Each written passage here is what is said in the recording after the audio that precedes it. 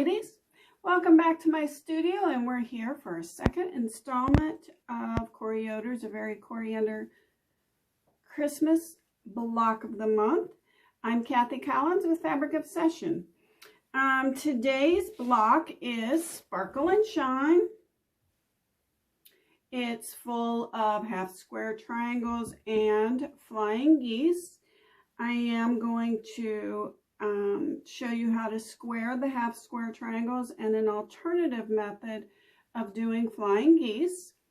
I will also upload these as separate files onto Facebook and videos so that you can also refer back to them later.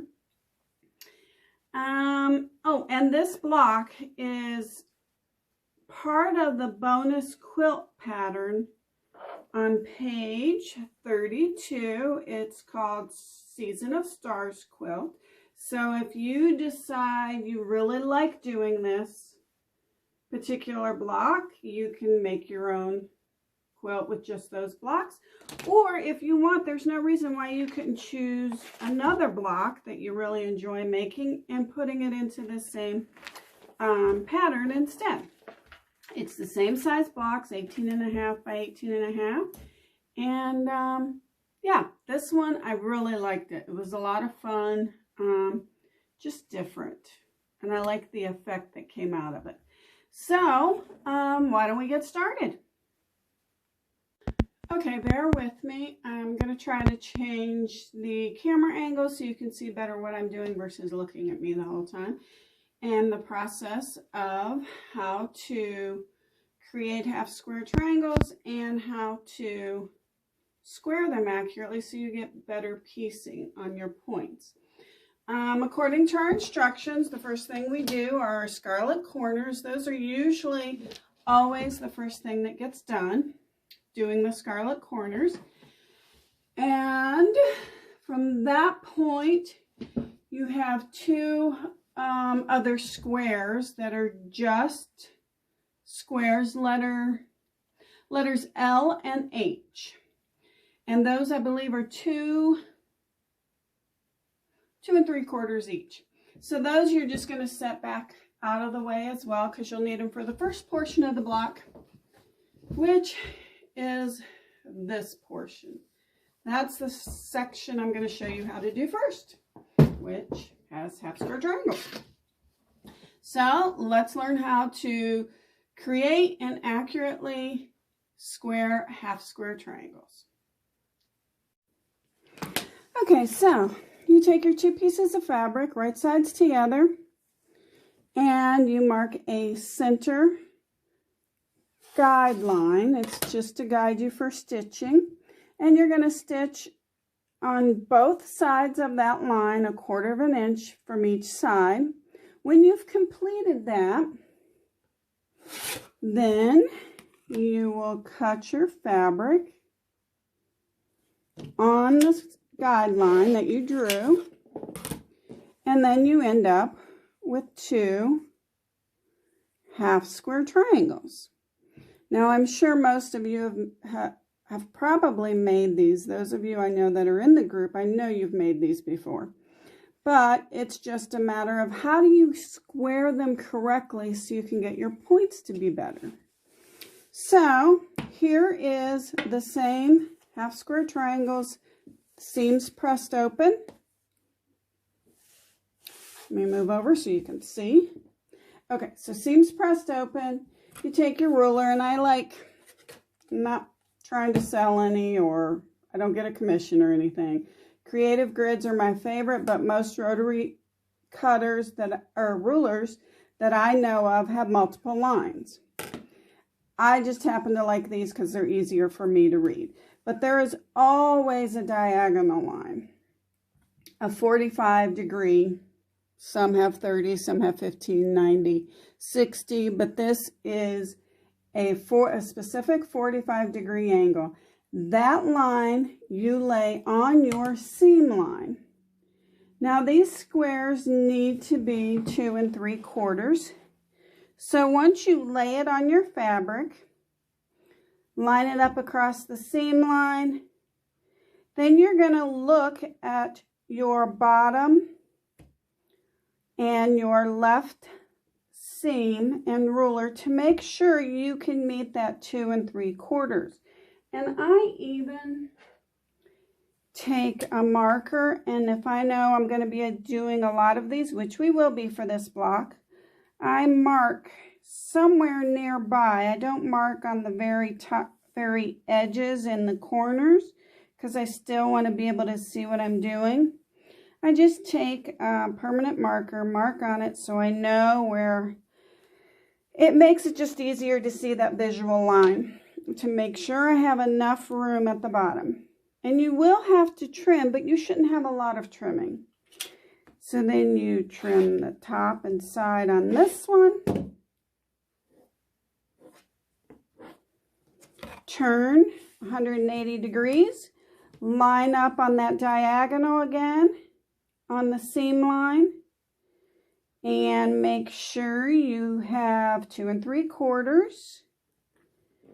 And your seam line is matched with the line on the ruler. Top and side cuts, trimming, and there it is. You can see how perfectly pointed those two corners meet. So I will go ahead and do these, and you can watch if you need to see it again.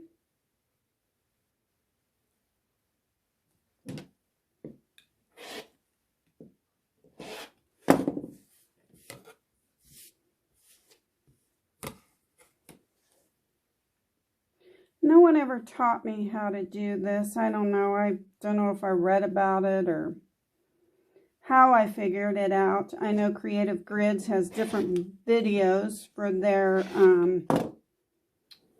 rulers.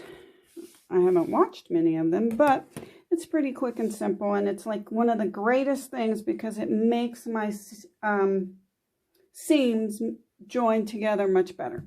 So I'm going to get these two finished and prepped, and then I'll be back and we will start flying geese.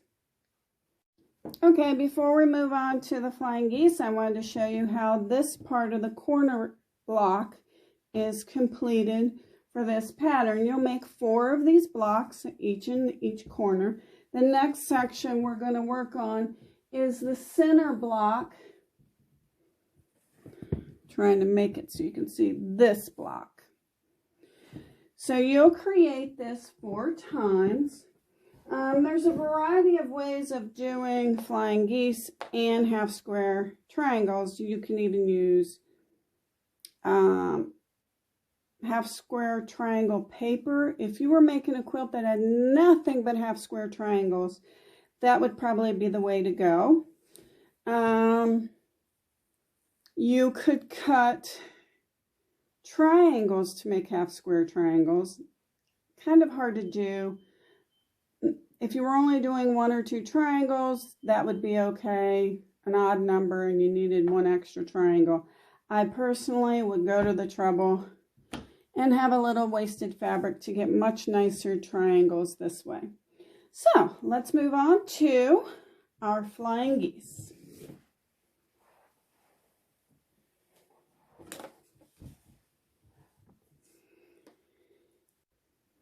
Okay, flying geese. So, Yoder does the stitch and flip method where you take your rectangle and 2 squares, and this is what I end up with. I really struggle with flying geese. The reason is, as you can see, I have part of a seam here. It's not even square. Here is also kind of a little bit of a seam you can't see sticking up, but it doesn't leave me a 1/4 of an inch here to stitch my point for. This side is wonky. You can't tell from here, but it is. And it is not 2 3/4 by 5 inches, which is what's required for the pattern. I just have a terrible time with the stitch and flip method, always have. Now, with that being said, there is a time when I need it, and sometimes that is if I'm using 2 different colors in the sky. If I'm only making 1 versus 4, So in that case, I always cut my fabric all the way around, an eighth to a quarter of an inch larger, usually a quarter of an inch larger. That way I have some wiggle room. Just what works for me. But I promise you, once you get better at flying geese, your points on your quilt will come out so much nicer. Someone had mentioned to me messaged me that her block was only 18 inches instead of 18 and a half. Believe me, even doing it this way, or the way I'm going to show you today, my blocks do not come out to 18 and a half inches. They're a little bit closer, but they don't come out to 18 and a half inches. Not a big deal. Just remember, do not square any of your blocks until the very end of the quilt. So let me go on. There are a ton of different charts you can download, instructional tutorials, videos, and everything for flying geese. I have one method that I found works always, and that is, what is this? Patchpieces.com, the no waste method for making flying geese units, and you make 4 at a time. I did upload this to Facebook in the file tab and in the newsfeed, so you can always download it and print it for yourself. We do have permission to use it for class purposes. So it has a specific formula, and I'll explain here in a minute why this particular method I like so much better than all the others. And like I said, there are a lot of methods, tutorials. There's a lot of tutorials for the no waste method, but this particular one I like better. Anybody who remembers Eleanor Burns, Quilt in a Day, I learned how to quilt a lot of different techniques from Eleanor Burns when I first started. She even has a pattern book with flying geese and explains a little history and so on. But she has this particular ruler of how to square small flying geese. As you can see, it's never been opened. And I've been quilting probably 15 years, and I've never used it, because I used to avoid flying geese. Another quilt or flying geese tool is Creative Grids has one. And they have a chart up here, your finished size, what to cut, what size to cut your fabrics, and how to square, you know, the horizontal piece and the geese. So I have used it once or twice. It's great if my measurements fit into this list. My measurements don't fit into this list with the Yoder pattern. So for example, one of the finished sizes is 1.5 by 1. Oh, here it is, 2.5 by 5. Yoder, most of her flying geese in this pattern are 2 3/4 by 5 inches.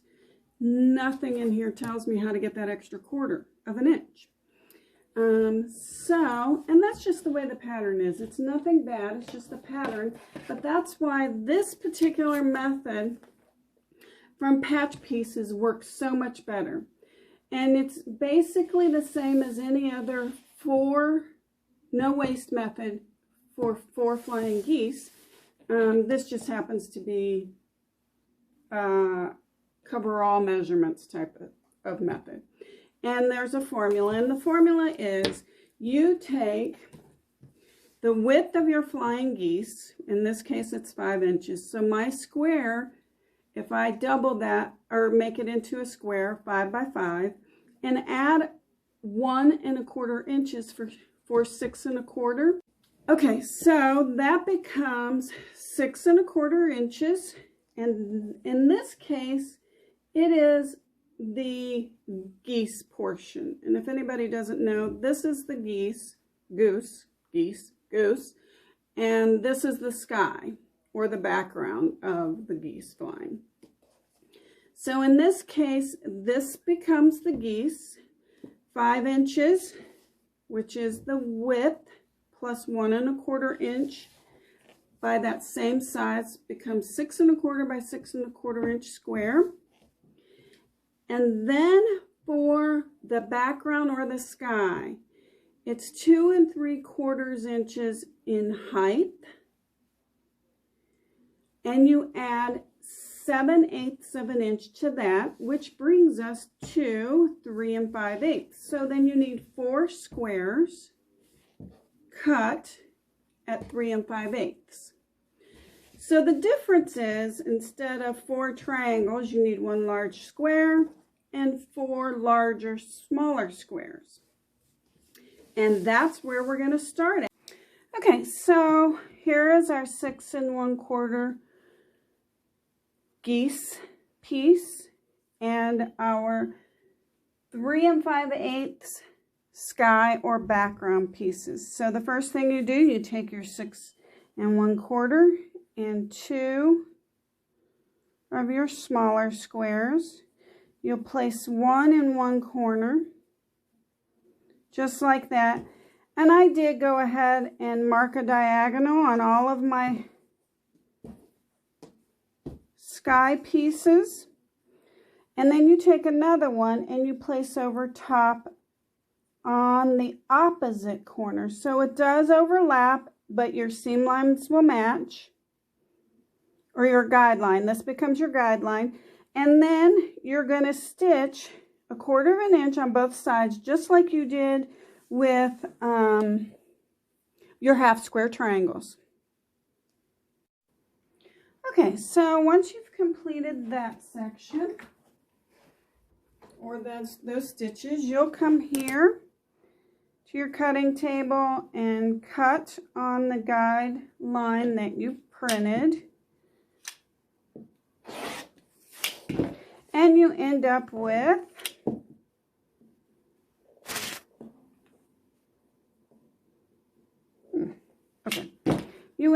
two heart-shaped pieces, just like that. So from there, press those seams. Okay, let me apologize for the difference in colors and fabrics. For some reason, I missed recording part of the instructions for the flying geese. So this is the only section that has a different color of fabric, but it is in order of the instructions, and it's in sequence of the instructions. So it is an important part, but it is still in sequence, and it's a minor section. So anyway, with that being said, so once you have completed your 2 heart sections and you have pressed the fabric open, your seams open, you still have 2 squares left over. And you have your seam line drawn on it, or your guideline. You take that 1 square on each of the heart shapes, and you will stitch 1/4 inch on each side of the guideline. Okay, so once you have completed your stitching, you can cut on the guideline that you drew.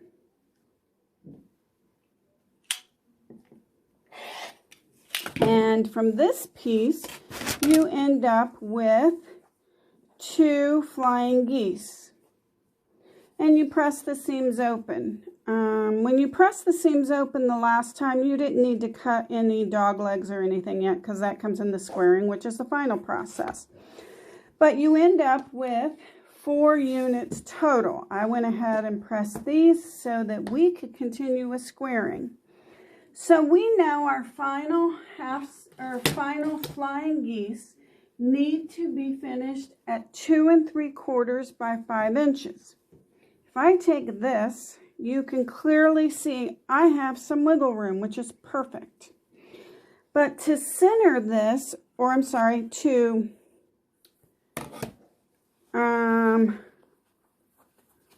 square them correctly, I'm sorry, I had a little blank there. To square these correctly, we need to make sure our point is center so that our points meet up when we stitch them together. So using my ruler, remember our width is 5 inches. Half of 5 is 2.5. So I take my ruler and marker and make a point, just a dot, where it's 2.5 inches.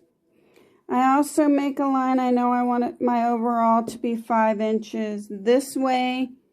Our height needs to be 2 3/4. So again, I always mark on my rulers. And if I'm using a permanent marker, I've used chalk markers. I've used tape. Tape tends to get in my way, and I like to be able to see the line, so I make marks everywhere. If you want, you can use permanent marker, and I just use a paper towel, alcohol, or alcohol-based sanitizer and do a little drop. It wipes right off. I'm not doing on the back because that's where the etching is, so it doesn't hurt the front of it. You don't lose the print or anything. So the halfway point is 2.5 inches. That's where I want the corner of my geese to be. But I need to allow room for my stitch line, which is 1/4 inch, at least 1/4 inch. I go just slightly more because if I slightly move and I lose a thread's distance, a thread's width, that makes a difference, and I'm that picky. So some people aren't. But if you take your ruler and where you place the dot, put it at the very top center point of your goose, flying geese, goose, and you measure. Now this is the tricky part. When you're looking at the placement here at 5 and 2 1/4 inches on each side here, you want to make sure that where this point lands, your cut line is going to be right up against this 2 3/4 inch right here. So if I were to mark it on my fabric, and if this were my 1/4 inch cut here, so you can see I want it to come here so I have a point. And actually, if I measure down from here, 2 3/4, that's where it should be. And I should have a sharp point that looks like this, or similar to our half square triangles. It'll make more sense once I finish it. So remember, we only do one side at a time. You can see here I have marked 1/4 inch above, so I do have at least 1/4 inch that I get to keep my corner of my flying geese sticking out enough so that you can see where it meets and makes the sharp point, but doesn't come down here and loses its effect. So again, we place the ruler so that the point is in the halfway, which is 2.5 inches here. Align the ruler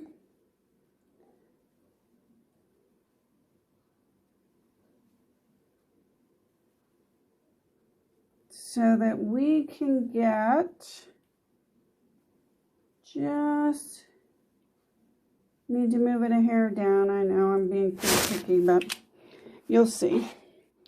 Trim this side,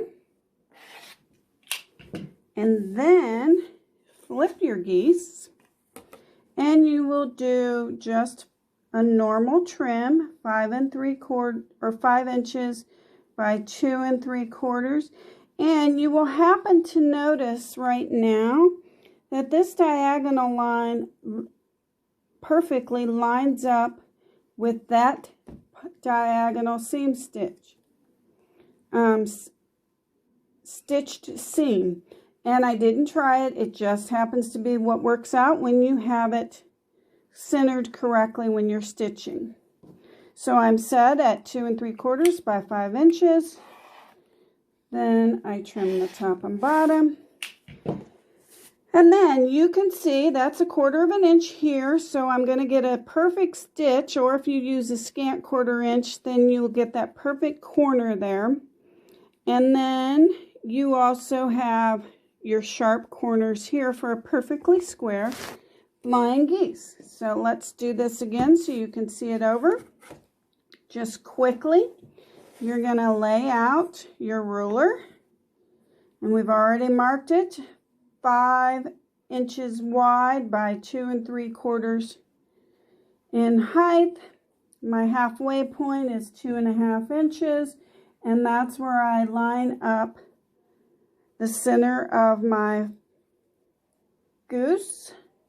I guess it would still be goose in this case. And if you look at the fabric, you can see I have at least 1/4 inch. Sometimes I like to just a slightly higher so I can have that extra, just a little extra room there. Cut the side and top. Turn the fabric 180 degrees. Square it from there to cut 5 by 2 3/4. Again, you see I've already lined up on the diagonal. And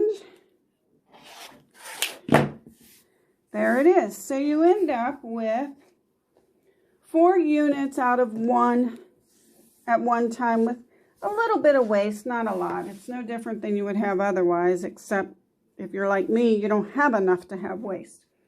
So that's how you do flying geese. Okay, on to the next step. You will create 2 different sets of flying geese, and it will be, the best way to show you is these 2 sections here, but they go into the 4 sections. And you have a green and white, red and green, and red white background. So once you're finished with making all of your flying geese, you'll make all those sections. So you're actually making 1 set of each, because remember, this method that I showed you is 4 at one time, or 4 units at once. So you need 1, 2, 3, 4 green and white background, 4 red and green, and 4 red and red with white.